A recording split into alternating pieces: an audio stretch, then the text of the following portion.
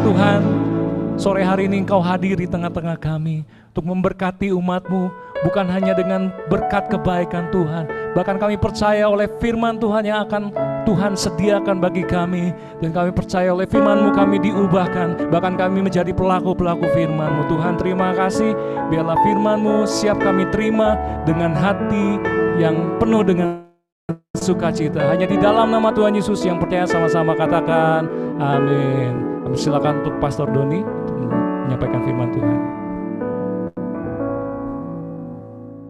Baik, shalom, selamat malam semua. Satu sukacita untuk sekali lagi berjumpa, bertemu dengan rekan-rekan, dengan saudara-saudara seiman di PD Raja Wali.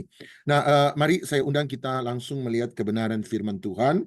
Saya ambil dari Mazmur 86, Mazmur pasal 86, ayat yang ke-12. Mazmur pasal 86, ayat yang ke-12. Mazmur 86, ayat 12. Di sana ada perkataan firman yang berkata, "Aku hendak bersyukur kepadamu ya Tuhan Allahku dengan segenap hatiku dan memuliakan namamu untuk selama-lamanya." Sekali lagi, aku hendak bersyukur kepadamu ya Tuhan Allahku dengan segenap hatiku dan memuliakan namamu selama-lamanya. Nah, saya menggarisbawahi kata memuliakan. Nah, hari ini saya secara singkat saja, tidak dalam, saya mau bicara sebentar tentang the glory of God, tentang kemuliaan Allah. Nah, Anda tahu bahwa Alkitab kita terdiri dari dua bagian, yaitu Perjanjian Lama dan Perjanjian Baru. Bahasa Perjanjian Lama adalah bahasa Ibrani, dan bahasa Perjanjian Baru umumnya adalah bahasa Yunani. Nah, kata kemuliaan dalam bahasa Ibrani, bahasa Perjanjian Lama, menggunakan kata kabod, K-A-B-O-D, kabod. Nah, kata kabod sederhananya berarti, kalau ditanya kabod itu apa, maka kata kabod sederhananya berarti berat, berarti bobot. Tetapi tolong jangan digunakan dalam kalimat semacam ini. Pak Doni kayaknya timbangan tambah besar ya. Kayaknya tambah kabot deh. Tolong jangan gunakan kalimat itu. Ya, sebab kata kabot sebenarnya menurut saya definisinya adalah bobot berat, tetapi dalam arti nilai sesungguhnya dari seorang. The true value of someone. Nilai sesungguhnya dari seseorang yang mendatangkan kekaguman, mendatangkan rasa suka, rasa hormat, kemuliaan, pujian terhadap orang tersebut. Sekali lagi, kabot memang berarti bobot atau berat, tetapi arti kabot yang sesungguhnya, definisi kabot sesungguhnya adalah sebuah nilai sesungguhnya dari seseorang. The true value of someone or something. Jadi nilai sesungguhnya dari seseorang yang mendatangkan rasa kagum, rasa hormat, pujian, kemuliaan dari orang lain terhadap orang tersebut. Misalnya hari ini kita undang seorang penyanyi hebat gitu ya, dan selesai dia menyanyi biasanya para penonton akan memberi tepuk tangan, standing applause, penghargaan yang sangat luar biasa. Ketika Anda memberi standing applause, memberi tepuk tangan pujian kepada sang penyanyi, berarti Anda mengakui, Anda menjadi sadar tentang the true value, nilai sesungguhnya dari seseorang, dalam hal ini sang penyanyi. Bagaimana kemampuan menyanyinya yang begitu luar biasa, sehingga Anda sadar itu bukan hanya sekedar sebuah bakat, tetapi hasil dari sebuah latihan yang keras selama bertahun-tahun, dan tidak bisa ditiru oleh sembarang orang. Tidak bisa dikerjakan oleh sembarang orang. Sehingga kemampuan yang luar biasa ini mendatangkan rasa hormat, rasa kagum, pujian, kemuliaan dari kita, para pendengar, kepada sang penyanyi tersebut. Sekali lagi, jadi kabot adalah the true value of someone, nilai sesungguhnya dari seseorang yang mendatangkan pujian, kemuliaan, kekaguman, rasa hormat dari orang lain terhadap orang tersebut. Nah, sementara kata kemuliaan dalam bahasa Perjanjian Baru, kata kemuliaan dalam bahasa Perjanjian Baru, bahasa Yunani, menggunakan kata doxa, D-O-X-A, doxa. Nah, doxa berbeda dengan kabot. Doxa tidak berarti bobot, doxa tidak berarti berat. Doxa dalam Perjanjian Baru sederhananya berarti terang, berarti radians, sebuah terang. Tetapi sama seperti kabot, Anda juga tidak bisa menggunakan kata doxa dalam kalimat seperti ini. Tadi waktu saya masuk ruangan ini lampunya semua sudah dinyalain. Sehingga ruangan ini doxa banget, terang banget. Anda tidak bisa menggunakan kata doxa pada kalimat semacam itu. Doxa, bahasa definisi aslinya atau definisi panjangnya adalah sebuah radians atau terang, tepatnya sebuah pemahaman, sebuah pengetahuan, sebuah pengertian. Saya suka menggunakan kata sebuah pewahyuan, sebuah revelation, iluminasi. Jadi sebuah pengetahuan, sebuah pemahaman, sebuah pengertian, sebuah pewahyuan, iluminasi, revelasi tentang nilai sesungguhnya dari seseorang. Jadi doxa berarti sebuah pengetahuan, pengertian, pewahyuan, iluminasi yang terjadi dalam hidup kita sehingga kita mengerti nilai sesungguhnya dari seseorang. Nah, misalnya saya beri contoh, mohon maaf ya, saya beri contoh, misalnya saya dihubungi Bu Jessica biasanya. Mohon maaf saya pakai contoh Bu Jessica. Misalnya saya berteman baik dengan Bu Jessica. Anggaplah saya berteman baik dengan Bu Jessica. Dan satu kali saya sementara ngobrol di kafe dengan Bu Jessica. Dan kami karena teman baik, anggap demikian. Dan saya kalau guyonan misalnya, kita biasanya guyonan ketawa. Anda pernah lihat orang kalau suka guyonan, itu tangan suka latah mukul-mukul gitu ya. Guyonan. Sambil saya mukul-mukul Bu Jessica. Bayangkan ya, badan sebesar gajah mukul Bu Jessica, ya kira-kira babak belur lah. Setelah itu, tapi saya mukul sambil senyum. Saya mukul-mukul begitu Bu Jessica. Dan satu kali waktu saya lakukan itu dilihat oleh Pak Benyamin misalnya. Pak Benyamin melihat apa yang saya lakukan. Pak Benyamin kemudian panggil saya, "Pak Doni, sebentar sini dulu dong Pak Doni." Saya berkata, "Ya Pak Benyamin, ada apa?" Kemudian Pak Benyamin berkata, Pak Doni emangnya kenal baik sama Jessica?" Saya berkata, "Iya Pak, teman lama Pak." "Kenapa Pak?" "Loh, Pak Doni kalau guyonan sama Bu Jessica mukul-mukul begitu." Saya bilang, "Iya Pak." "Kenapa?" "Udah dari dulu biasa Pak, biasa, udah teman." Pak Benyamin berkata, "Tapi Bu Jessica enggak pernah marah Pak Doni." "Loh, enggak pernah marah, kenapa?" "Enggak pernah keberatan Pak Doni gituin." "Enggak, emangnya ada apa Pak?" Kemudian Pak Benyamin berkata, Pak Doni nggak tahu kalau Bu Jessica itu masih keturunan bangsawan?" Gitu ya. Ya Bu Jessica ya keturunan bangsawan, kira-kira begitu ya. Minimal kita kan anak raja di atas segala raja. Yang setuju anak bangsawan, yang keturunan raja di atas segala raja, yang punya gusti keraton kerajaan surga, katakan amin sama-sama gitu ya. Minimal Anda dan saya ini keturunan bangsawan. Pak Benyamin berkata, "Pak Doni nggak tahu Bu Jessica turunan bangsawan." Dan waktu saya dengar itu saya berkata, "Hah? Nggak tahu tuh. Dia nggak pernah ngomong."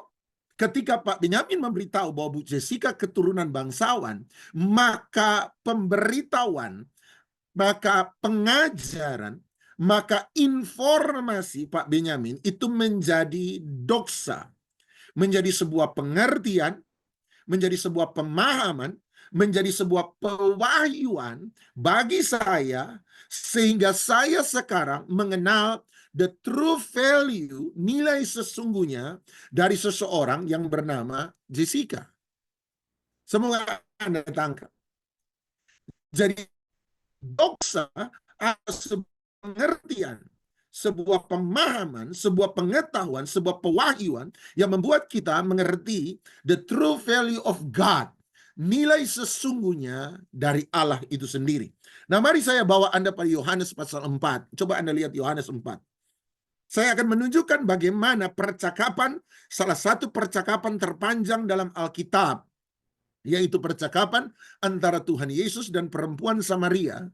Dan percakapan itu menjadi panjang sebab percakapan itu sebenarnya adalah cara Tuhan Yesus untuk memberi doksa, memberi pengertian, memberi pewahyuan, memberi pengetahuan, memberi pemahaman kepada perempuan Samaria supaya dia mengerti siapa Yesus yang sesungguhnya. Anda berkata, tapi pendeta saya berkata Yohanes pasal 4 bicara tentang penyembahan, Pak. Saya setuju dengan pendeta Anda bahwa Yohanes 4 memang bicara soal penyembahan, tapi tolong ingat baik-baik bahwa kedalaman penyembahan kita dengan Tuhan, kedalaman penyembahan kita kepada Tuhan selalu ditentukan oleh berapa dalam pengenalan kita akan Tuhan. Semoga Anda setuju bahwa kedalaman pengenalan saya akan Tuhan itu menentukan kedalaman penyembahan saya kepada Tuhan. Kalau Anda hanya mengenal Yesus sebatas juru selamat, maka kedalaman penyembahan Anda hanya sebatas Yesus juru selamat. Kalau Anda mengenal Yesus sebagai El Shaddai, Allah yang Maha Kuasa, maka kedalaman penyembahan kita hanya sedalam Allah sebagai El Shaddai, Allah yang Maha Kuasa. Sebab kedalaman pengenalan kita akan Tuhan itu menentukan kedalaman penyembahan kita kepada Tuhan. Anda tidak akan pernah bisa menyembah Tuhan lebih dalam dari apa yang Anda kenal. Kedalaman pengenalan kita akan Tuhan, dengar baik-baik, menentukan kedalaman keintiman kita dengan Tuhan. Dengar baik-baik. Kedalaman pengenalan kita akan Tuhan menentukan kedalaman iman kita kepada Tuhan. Anda lihat seluruh kehidupan rohani Anda dan saya itu ditentukan oleh seberapa dalam kita mengenal Tuhan. Makanya dalam ibadah raya, pemberitaan firman Tuhan tetap menjadi core dari sebuah ibadah. Sebab kenapa? Sebab Anda boleh menyanyi, Anda boleh menyembah Tuhan dalam ibadah, ya. Tetapi Anda tidak akan pernah bisa menyembah dan memuji Tuhan melampaui pengenalan Anda akan Tuhan. Anda boleh pulang dengan semangat, tetapi iman Anda hanya sekuat pengenalan Anda akan Tuhan. Makanya pengenalan akan Tuhan menjadi inti dan pusat dari seluruh kehidupan kerohanian kita. Saya tidak berkata bahwa Yohanes 4 bukan soal penyembahan. Saya setuju soal penyembahan. Tetapi saya mau berkata bahwa Yohanes 4 lebih dalam daripada sekedar penyembahan. Itu adalah cara Tuhan Yesus membawa perempuan Samaria itu untuk mengenal dia, mengalami doksa demi doksa, pewahyuan demi pewahyuan, sampai dia mengenal Yesus yang sesungguhnya. The true value of Jesus. Nah, saya beri contoh. Lihat Yohanes 4 ayat 9. Lihat pengenalan pertama perempuan Samaria terhadap Yesus. Lihat Yohanes 4 ayat 9. Anda lihat, saya akan tunjukkan bagaimana Tuhan Yesus membawa perempuan ini dari pengenalan terhadap pengenalan. Lihat Yohanes 4:9. Yohanes pasal 4 ayat 9. Ini adalah pengenalan pertama. Dia mengenal Yesus, dia melihat Yesus sebagai ini.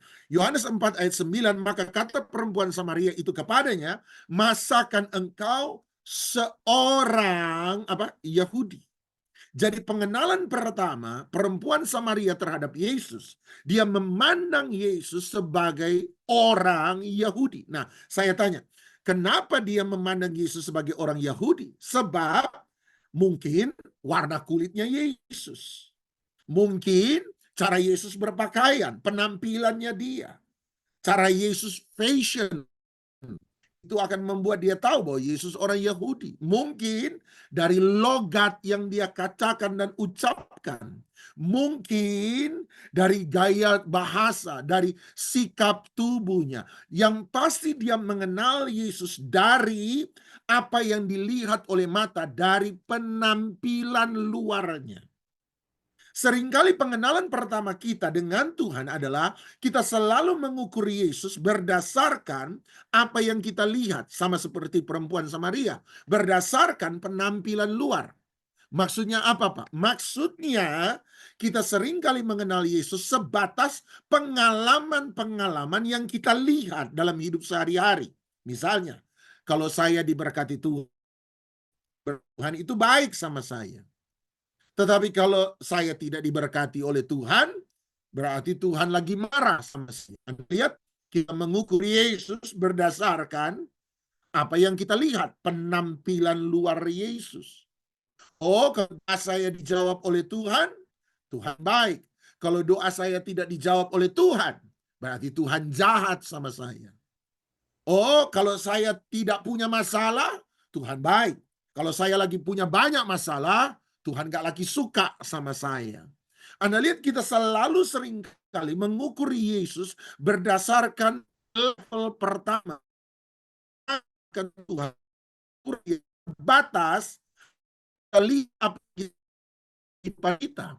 Apa yang kita lihat Tuhan perbuat dalam hidup kita. Kalau saya punya banyak uang, Tuhan baik. Kalau saya tidak lagi punya banyak uang, Tuhan jahat. Kalau saya ditolong Tuhan, Tuhan baik. Kalau doa saya dijawab Tuhan, Tuhan baik. Kalau doa saya tidak dijawab Tuhan, saya tidak ditolong oleh Tuhan, Tuhan lagi marah sama saya. Kita selalu mengukur Yesus berdasarkan penampilan luar. Tapi mari Anda lompat, ayat 10, Tuhan Yesus berfirman. Kenapa dia berfirman? Sebab firman berfungsi sebagai doksa. Anda lihat, dia berfirman sebab firman itu akan menjadi doksa. Kenapa kita belajar firman? Kita belajar firman bukan supaya kita tahu lebih banyak secara pengetahuan. Tetapi kita belajar firman supaya kita bisa mengenal dia dengan lebih dalam. Itu sebabnya setelah ayat 10 dia berfirman, dia memberi doksa. Tolong lompat saja ayat 11. Saya tunjuk pada Anda terjadi perubahan dalam pengenalan sang perempuan Samaria. Lihat ayat 11. Kata perempuan itu kepadanya, dia bilang apa pertama? Tuhan atau Tuan. Nah, sebentar. Tolong bantu saya ayat 9. Ayat 9 kembali lagi. Ayat 11 dia panggil Yesus Tuhan atau Tuhan. Tapi tolong lihat ayat 9. Ayat 9 dia panggil Yesus dengan panggilan apa? Masakan engkau. Jadi dia panggil kau, kamu, hey, lu. Anda lihat ayat 9 dia panggil Yesus dengan panggilan informal. Tetapi setelah ayat 10 Tuhan Yesus memberi doksa, memberi firman, ayat 11 panggilannya berubah dari engkau, kamu, hey, lu berubah menjadi Tuan. Sebab wanita Samaria menjadi sadar bahwa jangan-jangan setelah dia mendengar apa yang Yesus katakan, dia menjadi sadar jangan-jangan orang ini sekalipun terlihat lagi ada dalam masalah, tetapi jangan-jangan orang ini adalah orang hebat di kampung halamannya. Jangan-jangan orang ini adalah orang kaya di kota asalnya. Jangan-jangan orang ini adalah orang berkuasa di kampung halamannya. Sehingga dia mengubah panggilannya ayat 11 menjadi kata Tuan atau Tuhan. Tetapi lihat pengenalannya. Kembali ke ayat 11. Lihat terjadi perubahan pengenalan. Dia panggil Yesus Tuhan, kemudian dia berkata, engkau tidak punya timba dan sumur ini amat dalam. Dari manakah engkau akan memperoleh air hidup itu? Lihat ayat 11. Dia panggil Yesus Tuhan, artinya dia mengakui, oh kamu ini ternyata orang terpelajar, kamu ini jangan-jangan orang kaya, kamu ini jangan-jangan orang berkuasa, jangan-jangan kamu orang terkenal, jangan-jangan kamu hebat di kampungmu. Tetapi di kampungmu, di kotamu, di asalmu engkau boleh hebat, luar biasa, engkau boleh orang kaya. Tapi di sini you need my help. Engkau membutuhkan pertolonganku. Bukankah seringkali pengenalan kita Kita berkata Tuhan dahsyat, Tuhan luar biasa, Tuhan perkasa, Tuhan mulia, tetapi seringkali kita masih menganggap Tuhan sekalipun kaya, hebat, luar biasa, perkasa, ajaib, tetapi di muka bumi ini, you need my help. Engkau membutuhkan pertolonganku. Kita nggak pernah ngomong gitu, Pak. Anda mungkin tidak pernah ngomong gitu, tapi Anda mungkin pernah bilang begini, Pak Pendeta, ini gereja Pak Pendeta. Kalau bukan saya yang nyumbang Pak Pendeta, mana ini gereja bisa jalan dengan baik? Donatur terbesar di gereja ini saya, Pak. Apa yang sementara kita lakukan? Tuhan boleh hebat, Tuhan boleh perkasa, Tuhan boleh mulia, amin, amin, amin. Tetapi di sini Tuhan butuh pertolongan saya. Pak Pendeta, ini Pak, ini gereja. Kalau bukan karena saya, Pak. Oh, mana mau penuh, Pak. Saya ini, Pak. Oh, keluarga besar, Pak. Keluarga besar. 5 bersaudara. Itu kakak nomor 1. Itu saudara nomor 5. Itu saudara nomor 4. Saya ajak semua, Pak. Oh, datang sini. Penuh, Pak. Bayangkan 5 kali 4 saja sudah 20 orang. Penuh, Pak. Gara-gara keluarga saya. Nah, itu om saya. Nah, kebetulan papa saya keluarga besar lagi. Ada 8 bersaudara. Itu om nomor 1. Itu om nomor 7. Itu om nomor 3. Saya yang ajak semua. Kalau bukan saya yang panggil, oh Pak, mana penuh ini gereja. You need my help. Seringkali tanpa sadar kita membanggakan jasa kita bahkan dalam pekerjaan Tuhan. Itu sebabnya kalau Anda lompat, coba Anda lihat ayat 15. Sekali lagi setelah Tuhan Yesus memberi firman Tuhan, terjadi perubahan dalam pengenalan sang wanita Samaria. Lihat ayat 15. Kalau pengenalan kedua, dia berkata, you need my help. Lihat ayat 15. Kata perempuan itu kepadanya, Tuhan, tetap dia panggil Tuhan, tetapi dia berkata, berikanlah aku air itu, supaya aku tidak haus dan tidak usah datang lagi ke sini untuk menimba. Tolong sebentar, ayat 11, siapa minta air sama siapa? Tuhan Yesus minta air sama perempuan Samaria. Setuju? Ayat 15, sekarang siapa yang minta air sama siapa? Wanita Samaria yang minta air sama Yesus. Ayat 11, Tuhan butuh saya. Ayat 15 berubah, saya yang butuh Tuhan.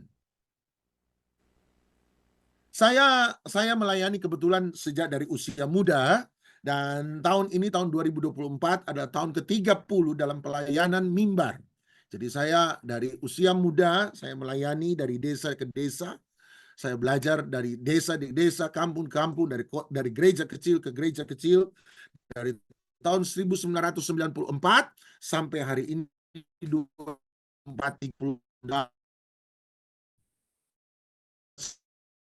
Dari SMA, saya masih dari SMA, itu sudah mimpin beberapa teman-teman SMA. Nah,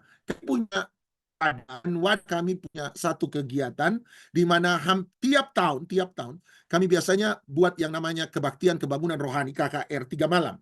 3 malam kami undang pendeta dari Jakarta, kemudian kami buat KKR 3 malam.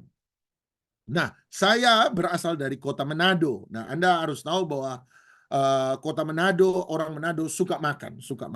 Orang Manado ada keluarga baru, harus ada pesta makan-makan. Kalau ada rumah baru, paling enggak ada ibadah syukuran, selesai ibadah syukuran, ada makan-makannya.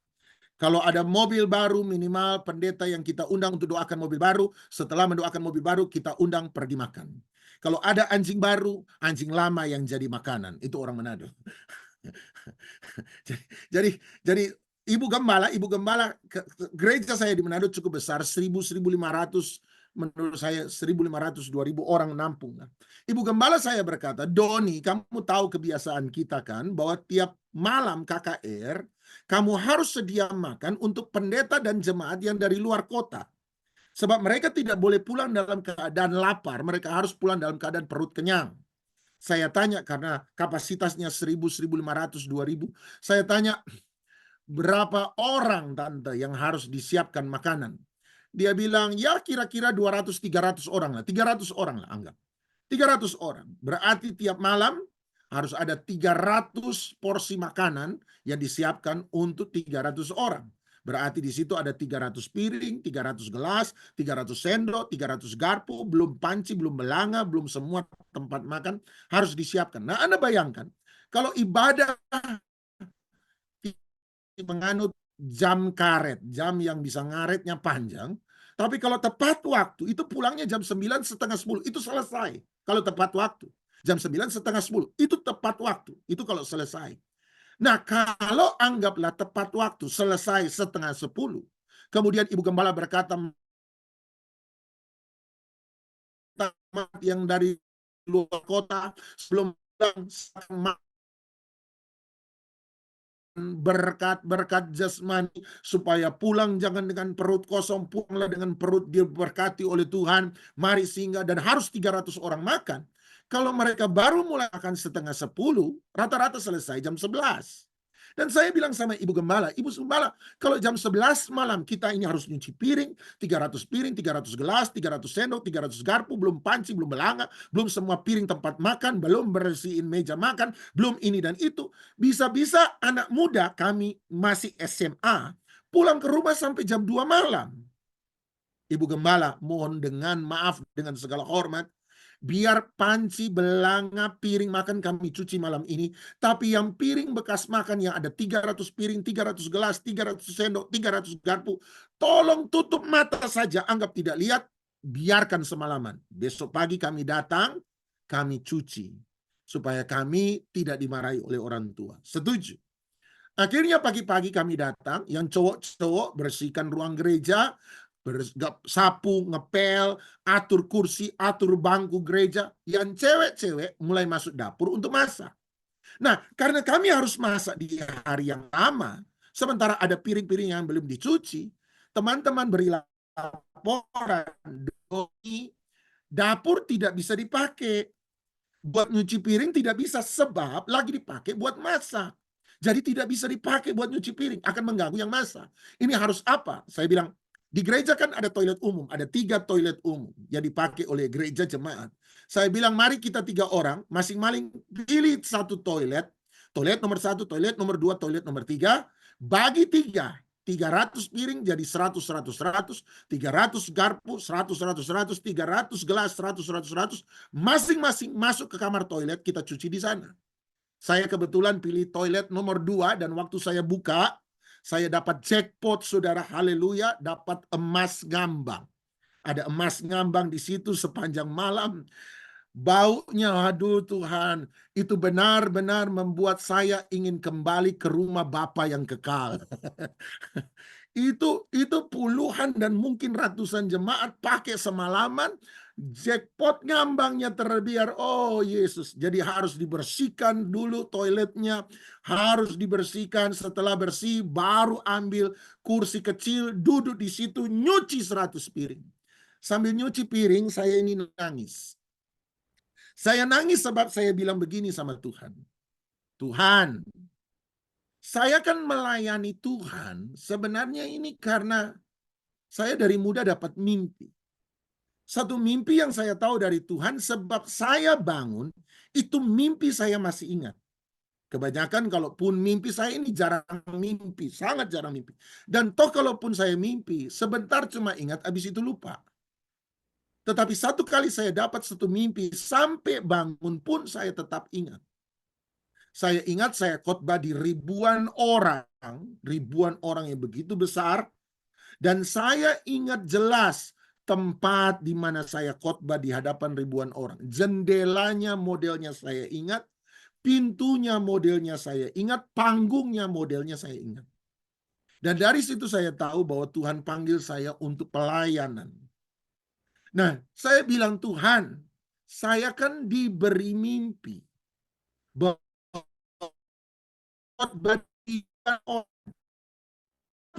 ini saya ada khotbah ribuan orang, nyuci ratusan piring.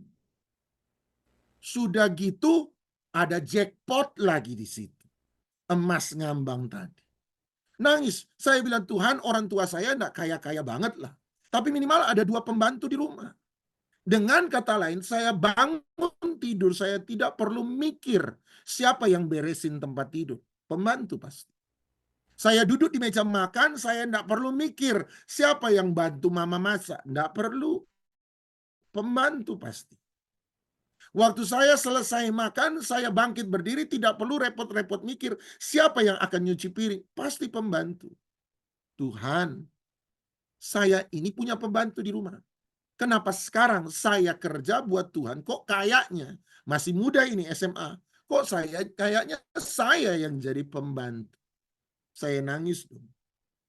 Dan waktu saya nangis, saya jelas merasa Tuhan flashback hidup saya.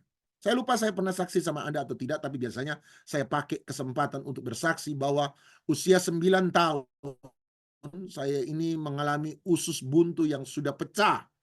Jadi usus buntu saya pecah mungkin 3 hari. Selama 3 hari. Sebab dari Jumat malam saya mengalami rasa sakit yang sangat di perut sebelah kanan. Senin malam baru ketahuan bahwa sakit saya adalah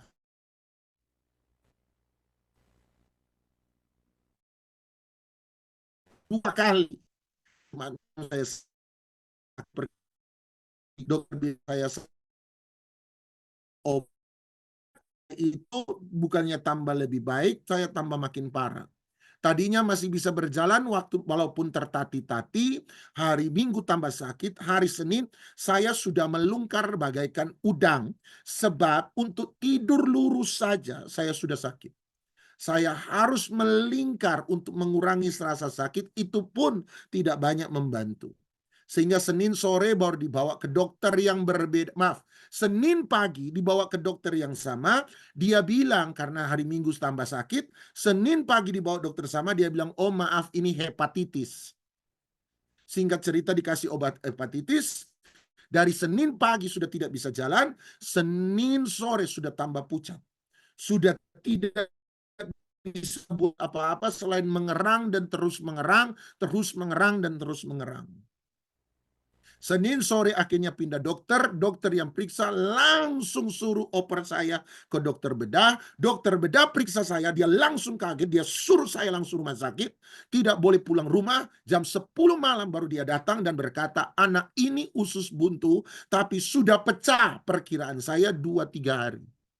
Ada satu orang dengar dia bilang, tidak mungkin Pak.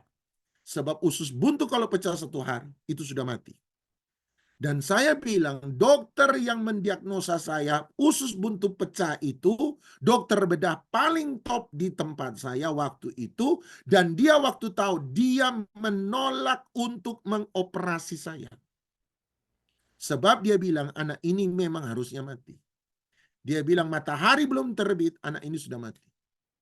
Dia mati di waktu meja operasi, atau dia mati tanpa di meja operasi, dia mati. Dia angkat tangan, dia tidak mau operasi saya. Anugerah Tuhan ada dokter yang mau operasi saya, itu pun pakai tanda tangan. Bawa rumah sakit tidak bertanggung jawab. Dokter operasi, dan waktu dioperasi luar biasa, semua usus saya harus dikeluarkan. Darah yang keluar bukan warna merah, darah yang keluar warna kopi susu. Tuhan ingatkan itu semua. Hanya karena anugerah Tuhan saya ada hari ini. Tuhan ingatkan saya usia 6, belum 7 tahun, saya nyebrang jalan, ngejar kakak saya, tidak lihat kanan, tidak lihat kiri, saya tabrak truk. Tolong ingat baik-baik, bukan truk tabrak saya yang tabrak truk. Sebab kalau truk tabrak saya, ini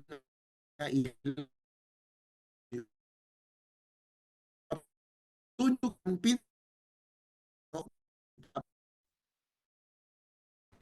kiri bukan saya patah Tuhan, Tuhan saya ada hari. Dan waktu Tuhan buat saya ingat itu, ada satu kalimat yang masuk di kepala saya.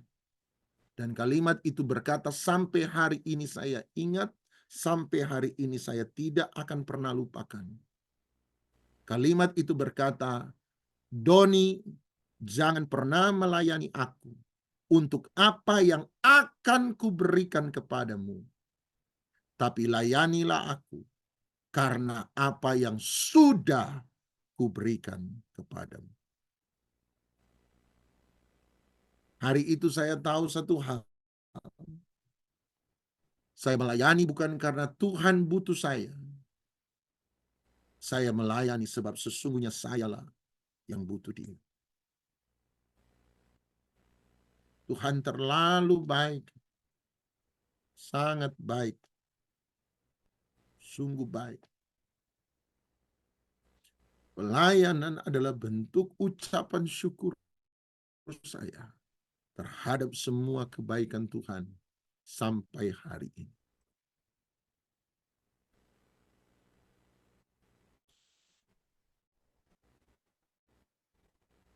Tapi apakah Tuhan puas hanya sampai di situ? Secara cepat coba Anda lihat ayat 19. Dia tidak berhenti di sana, dia beri doksa. Dan doksa, dan ayat 19, dia bawa perempuan Samaria pada pengenalan yang berbeda. Ayat 19 dia berkata, kata perempuan itu kepadanya, Tuhan, nyata sekarang padaku bahwa engkau seorang nabi. Anda lihat bahwa Tuhan Yesus tidak mau wanita Samaria itu hanya mengenal Yesus sebagai penolong. Yesus benar penolong dalam hidup kita. Dia tidak mau perempuan Samaria itu mengenal Yesus hanya sebagai penyelamat dalam kehidupan Anda dan saya. Sekalipun dia memang penyelamat hidup Anda dan saya. Dia pembuat mujizat dalam hidup Anda dan saya. Dia pemberi berkat dalam hidup Anda dan saya. Tetapi dia tidak mau kita mengenal dia hanya demi hal-hal yang bersifat lahiria, jasmania. Tetapi dia membawa perempuan itu mengenal dia sebagai nabi. Nabi tidak banyak bicara tentang sesuatu yang bersifat lahiria. Nabi tidak banyak yang bersifat jasmania. Nabi lebih banyak bicara tentang sesuatu yang bersifat rohania. Nabi seharusnya tidak banyak bicara soal bagaimana supaya kita bisa sukses, bagaimana supaya kita bisa berhasil. Tapi Nabi bicara banyak tentang bagaimana supaya Anda dan saya bisa memperoleh hidup yang kekal di dalam Dia.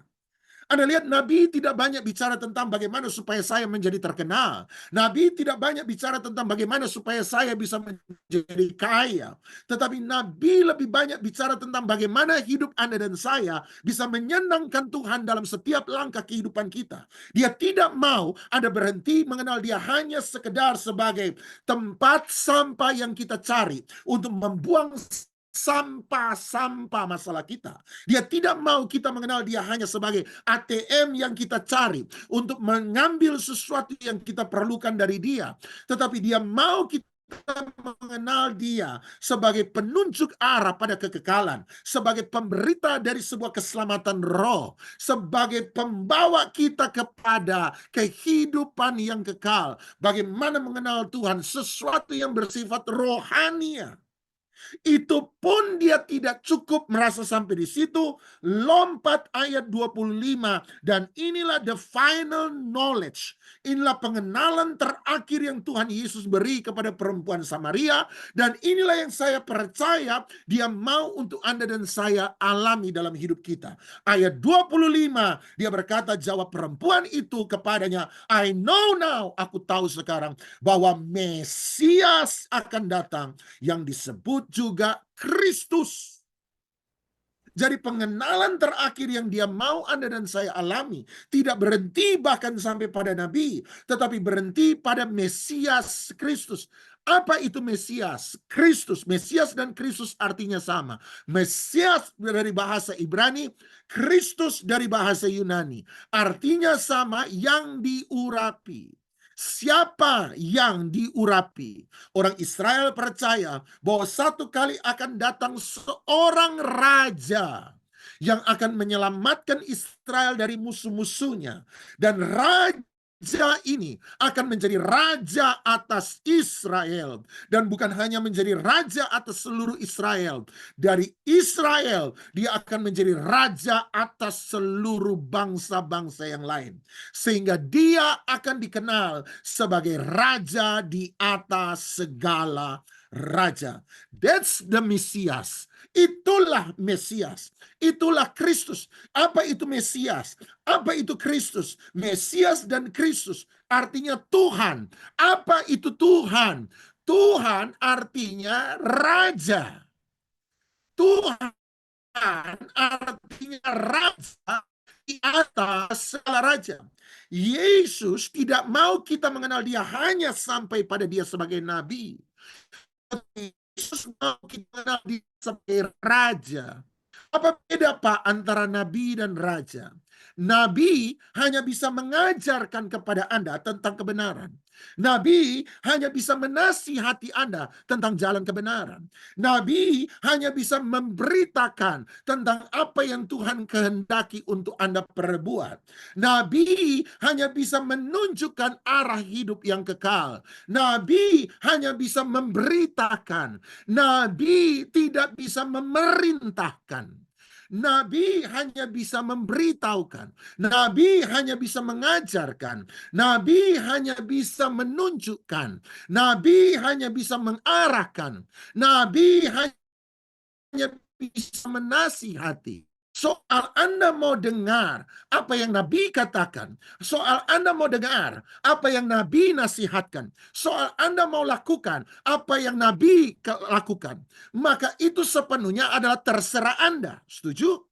Saya nabi ketika saya menjadi pembawa pesan. Sebab nabi berarti pembawa pesan. Ketika saya menyampaikan pesan Tuhan, saya jadi nabi. Soal saya mengajar, saya memberitahukan, saya menasihati, saya mengarahkan, saya menunjukkan. Tetapi soal Anda lakukan atau tidak lakukan, soal Anda mau taat atau tidak taat, soal Anda percaya atau tidak percaya, itu tidak tergantung saya. Itu tergantung Anda. Andalah yang akan menentukan Anda percaya apa yang saya katakan atau tidak. Andalah yang menentukan apakah Anda akan lakukan apa yang saya nasihatkan atau tidak. Andalah penentu. Saya tidak bisa maksa Anda untuk mendengar saya.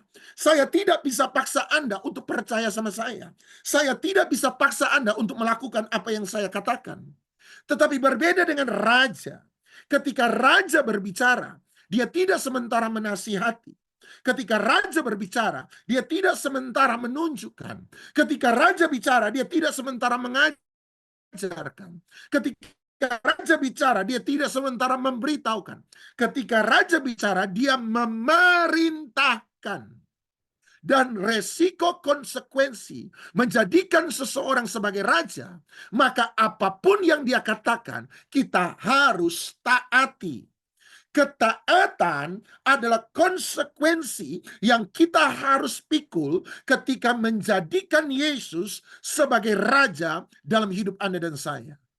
Anda lihat, kalau saya nabi, Anda yang pilih, Anda mau dengar atau tidak. Tapi kalau saya jadi raja, Anda harus mentaati apapun yang saya lakukan. Sama dengan Yesus. Yesus bukan nabi. Yesus lebih dari nabi. Dia bukan hanya mengajarkan, dia memberi perintah. Makanya dosa adalah pemberontakan terhadap Allah. Kenapa? Sebab ketika dia memberi firman, dia memberi perintah, maka kalau dia raja, Anda harus taat. Ketidaktaatan adalah pemberontakan terhadap sang raja dan kekuasaannya. Anda harus taat. Persoalan dengan kita seringkali Tuhan tidak pernah jaja hidup. Yesus tidak pernah jadi Tuhan, tidak pernah jadi raja dalam hidup kita. Oh enggak, Yesus Tuhan, Yesus raja. Oh ya? Pertanyaan saya. Apakah kebenaran adalah satu-satunya gaya hidup dalam hidup Anda dan saya? Kalau kebenaran bukan satu-satunya pilihan, kebenaran bukan satu-satunya pilihan dalam hidup Anda dan saya, dia tidak pernah jadi raja dalam hidup kita.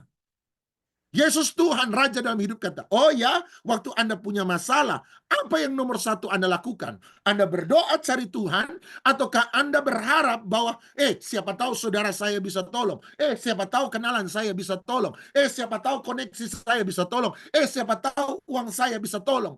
Kalau Anda menjadikan doa sebagai pilihan terakhir dalam menyelesaikan masalah dalam hidup Anda, maka Yesus tidak pernah jadi raja dalam hidupmu. Salah satu musuh terbesar dari ketaatan adalah pilihan. Selama kita merasa kita selalu punya pilihan, kemungkinan besar kita tidak akan pernah taat sama dia. Sekali lagi, salah satu musuh terbesar dari ketaatan adalah pilihan. Sebab selama Anda merasa Anda masih punya pilihan, kemungkinan besar Anda tidak akan pernah taat pada dia. Selama Anda merasa bahwa teman Anda masih bisa tolong, selama Anda masih bisa tolong. Selama Anda rasa uang Anda masih bisa tolong, Anda tidak pernah menjadikan dia raja dalam hidupmu. Anda tidak akan pernah taat. Makanya ketaatan selalu kita lakukan kalau sudah kepepet. Dari dulu-dulu sudah bilang, kamu boleh bos di kantor, kamu boleh orang besar di kantor. Semua pegawai dan staf boleh taat. Tapi kalau di rumah, Pak, tolong jangan perlakukan istri seperti karyawan. Jangan perlakukan anak seperti buruh. Tapi di rumah toh, petantang, petenteng, rasa orang hebat toh. Di kantor, semua orang dengar. Mau di rumah, semua orang dengar juga toh. Makanya ketika keluarga Anda punya masalah, baru mau cari Tuhan. Sudah dibilang jangan selingkuh. Kenapa masih tetap selingkuh?